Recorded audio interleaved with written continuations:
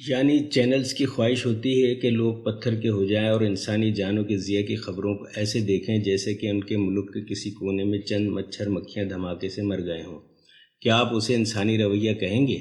کیا یہ شق القلبی نہیں؟ کیا یہ سفاکت اور بربریت نہیں کہ ایک ہی ملک کے شہریوں کو اپنے ہم وطنوں کی ہلاکت کی اطلاع دی جا رہی ہے، ساتھ ہی ساتھ محفل طرب بھی جاری ہے؟ کیا یہ عام انسانوں کو ایب نارمل بنانے کی شعوری یا غیر شعوری کوشش نہیں ہے؟ یہ لوگ ایک ہی وقت میں عوام کو اپنے پروگرام سے محظوظ بھی کر رہے ہوتے ہیں اور ساتھ ہی انہیں ملک بھر میں ہونے والی قتل و غارت گری سے بھی آگاہ کر رہے ہوتے ہیں۔ یہ نیوز چینلز بریکنگ نیوز اور دوسروں سے پہلے پیش کرنے کی دوڑ میں اتنے بے قابو ہو جاتے ہیں کہ بعض اوقات ایسی خبریں بھی پیش کر دیتے ہیں جن کا کوئی وجود ہی نہیں ہوتا اور بعد میں معمولی سی معطرت سے کام چلا لیتے ہیں۔ مثلاً ایک نیوز چینل ایک دھماکے کی خبر دیتا ہے، پھر دوسرے دھماکے کی خبر دیتا ہے، اس کے فوری بعد ایک تیسرے دھماکے کی خبر بھی دے دیتا ہے۔ کچھ دیر بعد پتہ چلتا ہے کہ وہاں ایسا کوئی دھماکہ نہیں ہوا، پھر چینل کی مرضی ہو تو اسی دن ورنہ اس سے اگلے کسی اور دن کہہ دیا جاتا ہے کہ وہ اطلاع درست نہیں تھی۔ یہاں سوال یہ پیدا ہوتا ہے کہ ان چینلز کا کام کیا ہے؟ ان کا کام تو عوام تک خبریں پہنچانا ہی ہے نا، تو یہ بغیر تصدیق کیے خبر آگے کیوں بڑھاتے ہیں؟ ظاہر ہے کہ دوسروں سے پہلے خبر آن ایئر کرنے کے لیے وہ ایسا کرتے ہیں تاکہ اپنی ریٹنگ بڑھا سکیں، اس کے بعد ان کو ملنے والے اشتہار کے پیسوں میں بھی اضافہ ہو سکے، یعنی یہ سب پیسے کا چکر ہوتا ہے۔ لیکن اس سے وہ لاکھوں لوگ جن کو آپ نے غلط خبر دے کر پریشان کیا ہے، اس کا کون ذمہ دار ہے؟ کیا یہ لوگ آپ سے یہ پوچھنے کا حق نہیں رکھتے کہ آپ نے ان کو غلط خبر دے کر جو ذہنی اذیت پہنچائی ہے اس کا جرمانہ آپ پر لاگو کیا جائے؟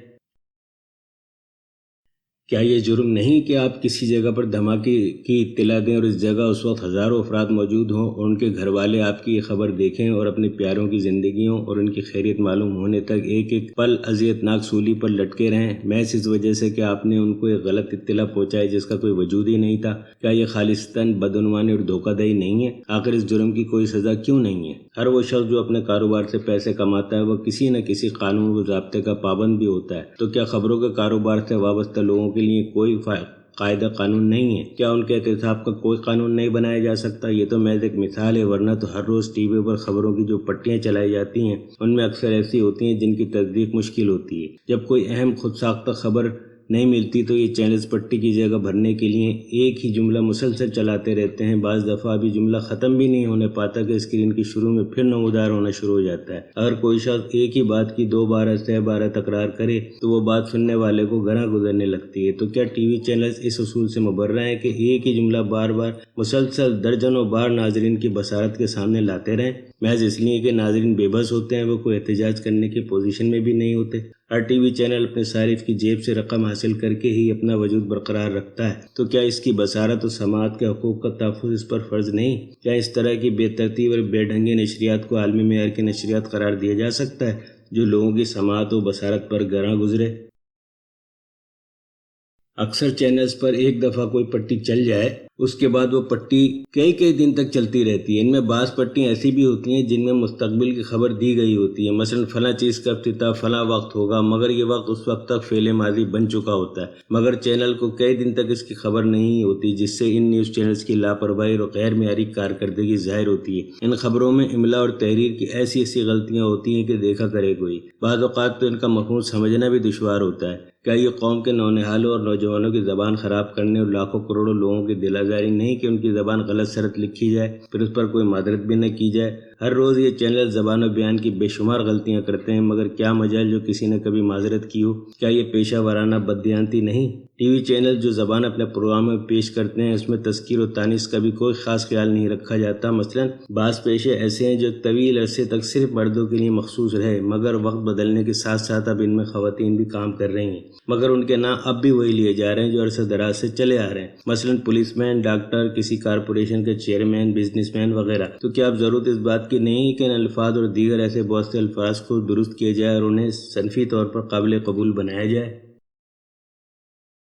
ان ٹی وی چینلز پر جو لوگ خبریں پڑھتے ہیں یا جو لوگ براہ راست رپورٹنگ کرتے ہیں ان میں سے اکثر لوگ تلفظ کی اتنی غلطیاں کرتے ہیں کہ اردو زبان کی شکل ہی تبدیل ہو جاتی ہے۔ ان چینلز کے رپورٹرز حضرات جب کسی حادثے کی جگہ سے رپورٹنگ کر رہے ہوتے ہیں تو پروفیشنل ہونے کے باوجود یہ خود اتنے حواس باختہ ہوتے ہیں کہ ان سے ٹھیک طرح بولا بھی نہیں جا رہا ہوتا۔ جو لوگ خود بوکھلائے ہوئے ہوں وہ لوگوں کو وہاں کی صورتحال کے بارے میں کیا بتا سکیں گے؟ خوف کے سوداگر کوشش کرتے ہیں کہ عوام میں موجود بعض صدیوں پرانے توہمات اور روایات کو خواہ وہ بالکل من گھڑت اور جھوٹی ہی کیوں نہ ہو ٹی وی پر اس طرح پیش کیا جائے کہ لوگ اسے سچ سمجھیں اور خوفزدہ ہوں۔ اس کی ایک مثال وہ پروگرام ہے جو جن بھوتوں اور آصف کے حوالے سے ٹی وی پر پیش کیے جاتے ہیں اور لوگوں کو یقین دلایا جاتا ہے کہ دیکھیں یہ چیزیں محض وہمیں نہیں بلکہ ایک اٹل حقیقت ہے۔ لوگوں میں جن بھوت اور آصف کے حوالے سے پائے جانے والے خوف کو کیش کرانے میں یہ لوگ کافی حد تک کامیاب ہیں۔ اس کے ساتھ ہی یہ لوگ ڈھونڈ ڈھانڈ کر ہر ایسی چیز اپنی اسکرین پر پیش کرتے ہیں جس میں خوف کا عنصر شامل ہو، حتیٰ کہ آصف زدہ مقامات پر انویسٹیگیشن کرنے والے اپنے پروگرام میں ایسا بیک گراؤنڈ میوزک بھی چلاتے ہیں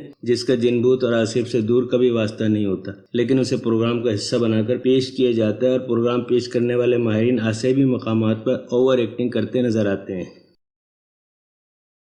جناب، اگر آپ خود ہی ڈر کر بھاگ کھڑے ہوں گے تو آپ کا پروگرام آگے کیسے چلے گا؟ اگر آپ ایک ماہر آصف و جنات ہیں تو پھر آپ کا حوصلہ بھی غیر معمولی نوعیت کا ہونا چاہیے۔ دراصل ان لوگوں کا مقصد صدیوں سے لوگوں کے ذہن میں موجود جن و آصف کی کہانیوں کو جیسے تیسے اسکرین پر پیش کر کے زیادہ سے زیادہ لوگوں کو خوفزدہ کرنا اور اس خوف کو کیش کرانا ہوتا ہے، کیونکہ جب لوگ یہ پروگرام دیکھیں گے تو ان کی ریٹنگ بڑھے گی اور ریٹنگ بڑھانے کا یہ ایک آسان طریقہ ہے۔ نیوز چینل کا ایک محبوب موضوع خواتین اور بچوں پر ہونے والے مظالم ہے۔ یہ لوگ کسی مظلوم عورت پر گزرنے والی زیادتی کی داستان پوری دل جمعی اور لگن کے ساتھ پوری تفصیل اور جزیات کے ساتھ پیش کرتے ہیں، مگر جرائم پیشہ دہشت گردوں کو منشیات فروشوں اور دیگر سنگین جرائم میں ملوث افراد کے چہرے چھپا دیتے ہیں تاکہ کوئی ان کی اصلیت سے واقف نہ ہو سکے۔ ٹی وی اسکرین پر مظلوم خواتین اور بچوں پر گزرنے والی مظلومیت کی داستان پوری تفصیل سے بتائی جاتی ہے، ان کے پورے خاندان اور اہل محلہ کو سامنے لا کر اس واقعے پر اظہار خیال کی دعوت دی جاتی ہے، پوری دنیا کو بتایا جاتا ہے کہ فلاں خاتون یا فلاں مظلوم کے ساتھ یہ واقعہ پیش آیا ہے، جس سے اس واقعے کے ذمہ دار تو محفوظ رہتے ہیں مگر مظلوم خاندان کسی کو منہ دکھانے کے قابل نہیں رہتا۔ کیا یہ مجرم اور ظالموں کا ساتھ دینے والی بات نہیں کہ آپ ملزمان کو تو نقاب میں پیش کریں